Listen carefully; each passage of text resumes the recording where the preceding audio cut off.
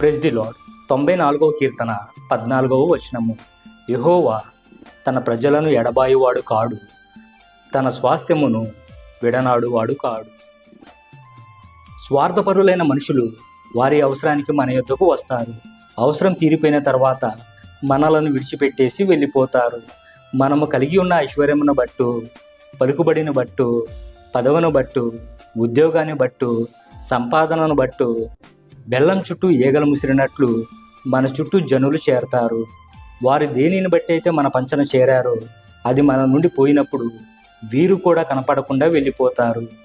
ఒకవేళ ఎక్కడైనా కంటికి కనిపిస్తే చూడనట్టు పక్క నుండి వెళ్ళిపోతారు.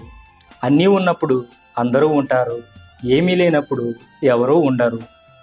చివరి క్షణం వరకు కలిసి జీవిస్తానని వాగ్దానం చేసి మధ్యలో కలిగిన దానిని బట్టి దాంపత్య బంధాన్ని తెంచివేసుకొని వెళ్ళిపోయే జీవిత భాగస్వాములు ఉన్నారు. కన్న తల్లిదండ్రులు భారమయ్యారు అని అనాథాశ్రమంలో చేర్పించి పేగు బంధాన్ని పెరికి వేసుకునే కుమారులు కుమార్తెలు ఉన్నారు.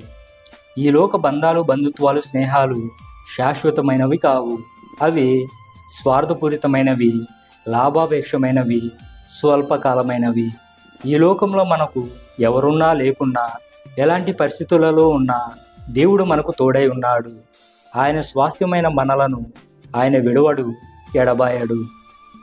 అందరూ ఉండి పరాయి దేశంలో బానిసగా ఉన్న యోసేపుకు దేవుడు తోడై ఉన్నాడు. అతడు ఎక్కడుంటే ఆ ఇంటి వారిని దేవుడు ఆశీర్వదించాడు. ఒంటరితనంతో బానిసగా జీవిస్తున్న యోసేపును దేవుడు ఆదరించి ఆ రాజ్యం అంతటికి సార్వభౌమాధికారిగా నియమించాడు. యోసేపుకు తోడై ఉన్న దేవుడు నీకు, నాకు, మనందరికీ తోడై ఉంటాడు. కాబట్టి ఎవరో మనల్ని విడిచిపెట్టేశారు అని, వదిలిపెట్టేశారు అని బాధపడక, దేవుడు మనకు తోడై ఉండి తన చిత్తాన్ని మన పట్ల నెరవేరుస్తున్నాడు అని సంతోషిద్దాం. ఆయన రాజ్యంలోకి మనలను చేర్చుకోబోచున్నందుకు ఆనందిద్దాం. ఈ చిన్న వాక్యం దేవుడు మన వినికిడిలో ఫలింపజేయునుగాక. ఆమేన్.